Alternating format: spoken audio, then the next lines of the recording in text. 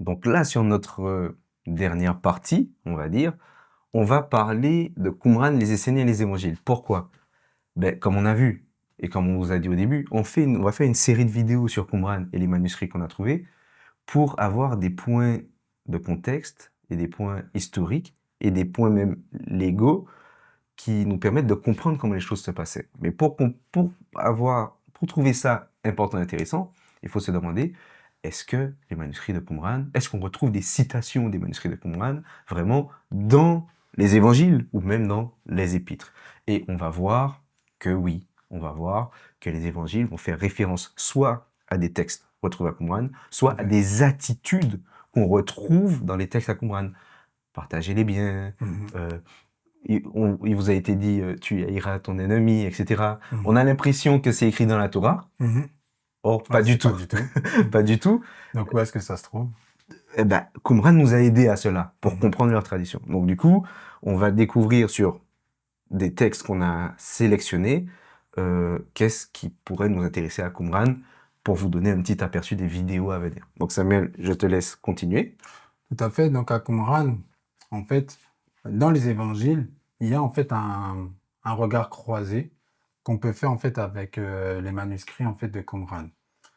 Dans l'évangile, en fait, dans l'épître en fait de Jude, Jude nous dit en fait quelque chose concernant en fait Enoch. Il nous cite en fait une prophétie en fait d'Enoch qu'on retrouve pas en fait dans les Écritures. Il le dit en fait ici dans Jude 1, 14. Il dit: c'est aussi pour eux qu'Enoch, le septième depuis Adam, a prophétisé en ces termes. Et là, il va citer cette prophétie. Voici, le Seigneur est venu avec ses saintes myriades pour exercer un jugement contre tous et pour faire rendre compte à tous les impies parmi eux de tous les actes d'impiété qu'ils ont commis et de toutes les paroles injurieuses qu'ont proférées contre lui des pécheurs impies. Nous avons vu tout à l'heure que lorsqu'on citait une écriture qui portait en fait sur un livre en fait antérieur, nous montre l'importance et l'autorité en fait qu'avait ce livre. Et cette prophétie, on le retrouve dans le livre d'Enoch. Enoch 1, verset 9, repris mot pour mot, car il vient avec ses saintes myriades, juger l'univers, faire périr tout impie, confondre toute chair, pour tous les actes d'impiété qu'ils ont commis, et pour les outrages qu'ont préférés contre lui les pécheurs impies. Donc, pour Jude, le livre d'Enoch fait partie des livres en fait d'autorité. Et il le cite de manière, comme j'allais dire, complètement indifférenciée. Il pouvait le citer celui-ci comme il pouvait citer en fait Ésaïe pour montrer l'importance qu'avait en fait ce livre. Mais également, nous retrouvons ici dans Luc, le chapitre 11, ce passage où Jésus dit: c'est pourquoi la sagesse de Dieu a dit, donc c'est Jésus lui-même qui parle, je leur enverrai des prophètes et des apôtres, ils tueront les uns et persécuteront les autres, afin qu'il soit demandé compte à cette génération du sang de tous les prophètes qui a été répandu depuis la création du monde. Et quand on lit ce texte-là, on peut passer en fait à côté. Mais à ce moment-là, Yeshua fait une citation du livre du Jubilé, où il est écrit: et je leur enverrai des témoins pour que je puisse témoigner contre eux, mais ils n'écouteront pas et tueront aussi le témoin et persécuteront ceux qui recherchent la loi.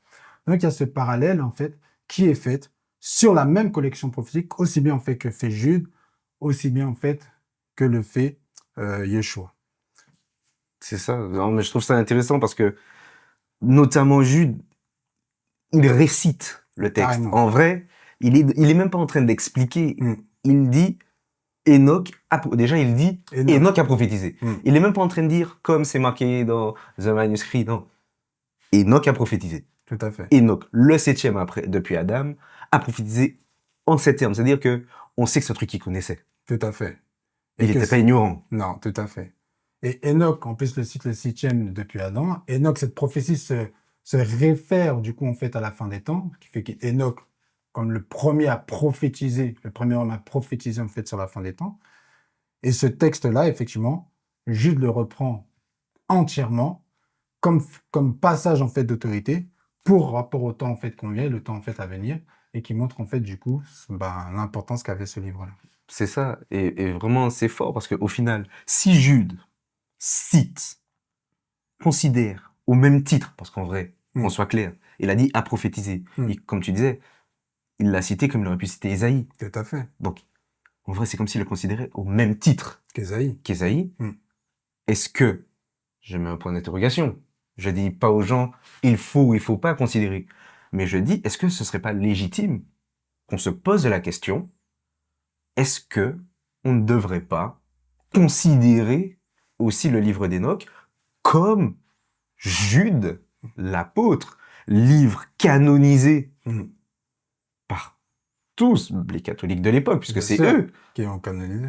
euh, le considèrent. Bien sûr. Est-ce qu'on ne devrait pas aussi considérer? Est-ce qu'on ne devrait pas peut-être même se pencher à voir ce qu'il dit? Je pense que c'est une bonne question, en fait, à se poser. Du moins, déjà, au moins, en fait, déjà, en fait, en avoir conscience. Mm. Et d'abord, en fait, de savoir, en fait, qu'il en faisait, en fait, un usage légitime. Et du moins, déjà, de pouvoir se poser la question et de savoir, ah oui, en effet, je ne savais pas peut-être que ce livre, en fait, existait. Grâce au manuscrit de Qumran, je comprends mieux, effectivement, d'où Jude, en fait, a pris, en fait, ce livre. Et du coup, quelle est mon approche aujourd'hui? Quelle pourrait être mon approche de, de ces livres, en fait, qui sont cités, sachant qu'à cette époque-là, ils avaient, en fait, un statut qui est totalement différent que nous l'avons fait aujourd'hui. C'est ça. On le reverra puisqu'on va faire des vidéos sur le livre d'Enoch, Mm. mais on sait notamment que les chrétiens d'Éthiopie, Ouais. dans leur Bible, dans leur canon biblique, ils avaient déjà en leur possession, même si les manuscrits de la meilleure monde n'avaient pas encore été retrouvés, Mm. ils avaient déjà en leur possession euh, le livre d'Enoch Mm. traduit en leur langue. Mhm. On n'avait rien pour prouver, Mhm. mais ça existait, Ça existait déjà. déjà. Avec le psaume 151, le livre des Jubilés. Donc, ils avaient gardé la tradition éthiopienne, avait gardé ce statut, ce statut qu'avaient ces livres-là. Après, plus tard, effectivement, lorsqu'on a eu la découverte, en fait, de ces livres, on a pu, du coup, retracer, effectivement, mieux comprendre pourquoi ces livres étaient gardés dans certaines Bibles et pas dans d'autres. Pas dans d'autres, exactement. Non, mais c'est très intéressant. Et notamment Yeshua qui va citer le livre des Jubilés, chose que personne n'aurait pu penser. Il va pas tout citer, en tout cas sur la manière dont ça nous est rapporté. Tout n'est pas mot pour mot, Mm. mais on comprend qu'il y a une sorte de paraphrase qui est faite. Exactement. Et une très belle paraphrase, hein, parce Ouais. que j'enverrai les apôtres, et ils Et tueront des les uns. Genre, Mm. c'est ce qu'il dit, le livre d'Enoch. C'est ça, exactement. Les Jubilés. Des Jubilés. Merci. Donc, voici. Qumran, les Esséniens et les Évangiles. Nous venons de voir qu'avec Jude, avec Yeshua, il y avait en fait des citations qui pouvaient être faites des livres qu'on a retrouvés en fait à Qumran. Et de cette communauté, en fait, on en a parlé en fait un petit peu, qu'ils étaient en fait des prêtres, des lévites qui vivaient en fait en commun, qu'ils avaient en fait une règle, qu'ils avaient toute une organisation, qui faisait en fait des baptêmes, qui, comment dire, qui fonctionnaient en ayant tout en commun. On va parler en fait davantage en fait de cette communauté à travers en fait une figure, la figure en fait de Jean-Baptiste. Pourquoi en fait la figure en fait de Jean-Baptiste en fait est intéressante et importante? C'est parce que Jean-Baptiste en fait est connu pour justement se trouver non loin de Qumran, baptisé en fait dans le Jourdain. Et en fait, il avait en fait une phrase, un phrasé, en disant le royaume des cieux en fait est proche. Je suis la voix de celui qui crie dans le désert, préparez en fait, aplanissez le chemin du Seigneur. Et cette phrase-là, ce phrasé-là, se retrouve, il cite en fait Ésaïe, qu'on a retrouvé à Qumran d'une manière complète, mais se retrouve également dans d'autres textes en fait de Qumran, justement sur le texte, l'écrit qu'on appelle la règle de la communauté. Lisons ensemble ce qui est écrit, c'est très intéressant. Dans la règle de la communauté, donc c'est un écrit qui s'adresse à l'ensemble de la communauté, comment en fait elle doit se conduire. Et voici ce qui est écrit. Il est écrit, et quand ces choses arriveront pour la communauté en Israël, en ces moments déterminés, ils se sépareront du milieu de l'habitation des hommes pervers pour aller au désert, comme Jean-Baptiste en fait s'était retiré vers le désert, afin d'y frayer la voie de lui. La voie de lui, sous-entendu la voie de celui qui doit venir, du Mashiach. Ainsi qu'il est écrit, dans le désert, frayez la voie de Messie, aplanissez dans la steppe une chaussée pour notre Dieu. Règle de la communauté 8, 12 à 16. Et voici le témoignage de Jean. Donc Jean, justement, m'a été en fait non loin en fait dans les déserts. Lorsque les Juifs envoyèrent de Jérusalem des sacrificateurs et des Lévites pour lui demander toi qui es-tu, il déclara qu'il n'était pas le Christ, Mhm. d'accord, ce qu'on retrouve en fait ici pour frayer la voie de lui. C'est ça. Ils demandèrent quoi donc? Es-tu Élie? Je ne le sais point. Es-tu le prophète? Il répondit non. Ils dirent alors qui es-tu? Et sa réponse est très étonnante. Il nous dit afin que nous donnions une réponse à ceux qui nous sont envoyés. Il dit que dis-tu de toi-même? Moi, dit-il, je suis la voix de celui qui crie dans le désert. Aplanissez le chemin du Seigneur, comme a dit Ésaïe le prophète. Ce qu'on retrouve dans la règle de la communauté, ici, et dans la règle de la communauté, donc plusieurs, c'était un mot d'ordre d'aller et d'aller annoncer, d'aplanir en fait le chemin en fait du Seigneur, d'aller en fait préparer le chemin de celui qui doit venir. Et on retrouve en fait Jean-Baptiste, qui est prêtre, qui vit non loin de Qumran et qui a ce même langage. Donc, dans la règle de la communauté, nous voyons en fait cette jonction qui nous permet également, par d'autres passages que nous verrons en fait plus tard, comment les disciples de Yeshua, parce que les disciples de Yeshua étaient d'abord, certains d'entre eux, disciples de Jean-Baptiste, comment en fait ils vont s'organiser en communauté, ou auquel on va voir que ça ressemble énormément à ce qui se passait à la règle de la communauté qu'on a retrouvée. C'est vrai, totalement. Et en plus, cette phrase-là, en fait, je trouve intéressant quand tu parlais, quand Jean-Baptiste va dire, mais que dis-tu de toi-même? Ben, moi, je dis, je suis la voix, il va citer le passage d'Ésaïe, mais en fait, à Qumran, c'était comme, c'est ça, votre identité, C'est celle-ci. c'est celle-ci, c'est celle d'annoncer. Vous devez être la voix. Donc, ça aurait pas été bizarre si quelqu'un d'autre donnait la même réponse que Jean-Baptiste. Exactement. Ça aurait pas été bizarre puisque ils avaient comme cet ordre de mission. Exactement. C'était le leitmotiv, c'était la carte d'identité. Si on vous dit qui dites-vous que je suis, dites je suis la voix de celui qui crie dans le désert, aplanissez le chemin du Seigneur. Comme c'est la règle de la communauté, c'est-à-dire le règlement de comment fonctionne la communauté. Et lorsqu'on le voit, c'est présupposé par et quand ces choses arriveront. Ça présuppose un événement qui précipite la venue du Messie.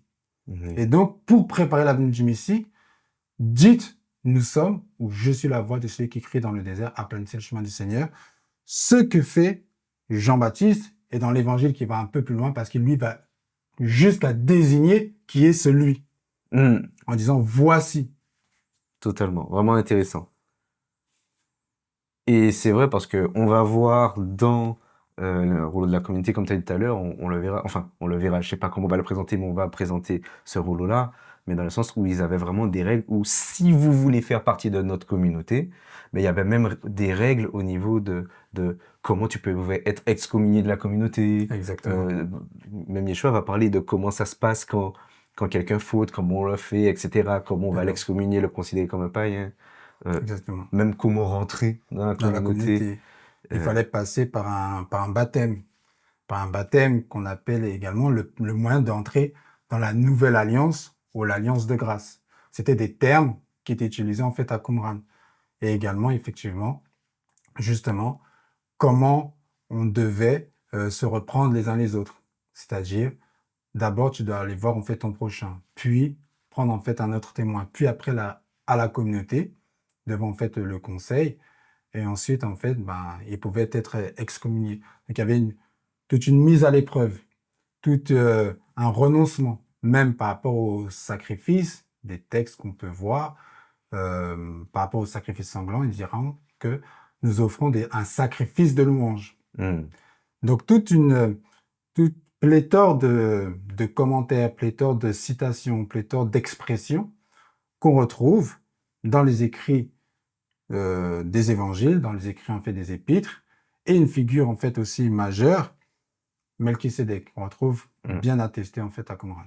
C'est tout pour nous pour cette vidéo. En tout cas, j'espère que ça vous a plu. J'espère que vous avez apprécié, j'espère que vous avez aimé. J'espère que cette nouvelle série de vidéos qu'on prévoit vous parle, parce que peut-être que ça ne parle pas à tout le monde, mais nous, ça nous parle. On trouve que ce sont des éléments importants pour comprendre le contexte des évangiles, parce que comme j'ai on m'a toujours dit, et je le répète aussi souvent, un texte sans contexte n'est qu'un prétexte. Et ça, on veut pas tomber dans ça. Donc, le Seigneur nous a conduits à étudier toutes ces choses-là. Le Seigneur a conduit qu'au moment où Israël a eu sa terre, ben, on retrouve comme par hasard, en même temps, Qumran, Qumran. Il faudrait les peut-être qu'on manuscrits. détaille ce moment-là, mais Ouais. c'est magnifique de voir comment ça s'est passé. Donc, nous croyons que Dieu Et au n'est... contrôle de toutes Voilà. choses.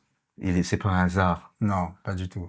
C'est pas un hasard et ça donne en fait, il y a plusieurs résurrections. Résurrection entre guillemets de la langue de l'hébreu, résurrection de la terre et résurrection en fait du coup du livre et qui nous permet de nous raccrocher, de nous rattraper, de nous réenraciner là où en fait où tout a commencé. Donc c'est quelque chose de magnifique. C'est quelque chose, on peut avoir en fait quelques notions, mais le but c'est d'entrer en fait de s'immerger en fait davantage, de faire comme un voyage en fait au premier siècle pour être complètement en fait immergé et afin que lorsque vous ouvrez votre Bible, elle vous paraisse en fait en relief et avoir beaucoup plus de compréhension sur en fait ce qui est écrit. C'est ça, totalement. Donc du coup, n'hésitez pas à nous partager vos retours, vos avis, vos questions, peut-être vos propositions. On est ouvert, nous sommes dans l'humilité. Vous pouvez avoir des choses à dire avec plaisir en commentaire. Par contre, toujours avec amour et bienveillance. C'est ce qu'on demande, c'est la seule chose. Amour et bienveillance. Et sur ce, tout ce qu'on peut vous dire, c'est rendez-vous à notre prochaine vidéo. Shalom, ouvrara, paix et bénédiction.